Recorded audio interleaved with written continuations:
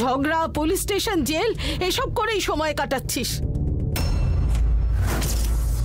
তুই বড় হয়ে এইরকম একটা অপদার্থ হবি জানলে তুই ছোট থাকতে তোকে তখনই বিষ খাইয়ে মেরে ফেলতাম। কোনো মা এই ধরনের কথা বলে না, কিন্তু আমি বলছি। শুধু আমাকে অতিষ্ঠ করলে কিছু বলতাম না, জন্ম দিয়েছি বলে সহ্য করতাম। তোর জন্য সমাজ অতিষ্ঠ হয়ে গেছে, পৃথিবীর বোঝা। তোর যদি একটুও লাজ লজ্জা বোধ থাকে তাহলে কোথাও গিয়ে আত্মহত্যা করে মরে যা। 2-4 দিন কান্নাকাটি করে এই সমাজের অপয়া চলে গেছে বলে শান্তি পাবো। বুড়ি, এই সামান্য ডাল ভাত দিয়ে এত কথা শোনাচ্ছ কেন? এই বয়সে তোর উচিত আমাকে এনে খাওয়ানো, কিন্তু আমি তোকে খেটে খুঁটে খাওয়াচ্ছি,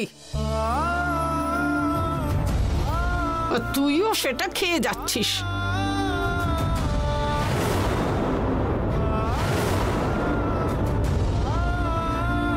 আর শুধু তাই না, চিকেন চাই, মটন চাই, এটা চাই, ওটা চাই বলে বলছিস।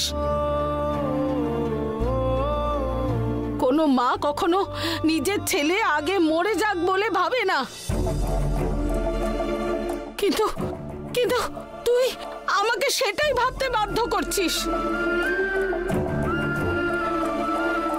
তোর হাত পা যদি ঠিক না থাকতো তাহলে যা চাইতিস এনে খাওয়াতাম আমি। তাকিয়ে আছিস কি, সঙ্গের মতো হয়ে আছিস? তোকে এনে আমাকে খাওয়াতে হবে না, তুই নিজে খেটে খা। আমার ছেলে বলে গর্ব করার মতো কোনো একটা গুণ আছে তোর? তোর মতো নিজকে জন্ম দিয়েছি বলে গ্রামের লোকেরা আমায় কত কথা শোনায় জানিস তুই? এই বুড়ি, বহুত কথা বলছিস তুই। ভেজা গরম হয়ে গেলে না তার পরিণাম ভালো হবে না। মা বলে তখন আর ছাড়বো না। কি করবি রে, কি করবি তুই? মায়ের রোজগারে খাচ্ছিস, আবার রোয়াব দেখাচ্ছিস। কত বছর সহ্য করবো আমি? আজ ঠিক হবে, কাল ঠিক হবে বলে 35 বছর অপেক্ষা করলাম,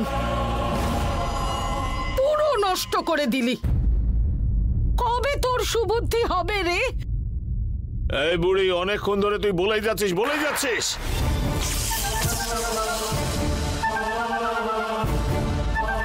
এবার কিন্তু আমার হাত উঠে যাবে।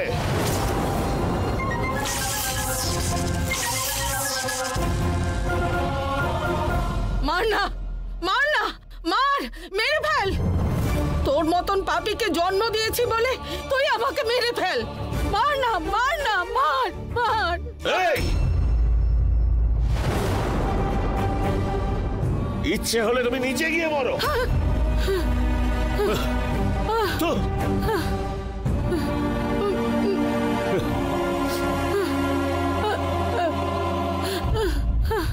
শান্তিতে একটু খেতেও দিল না।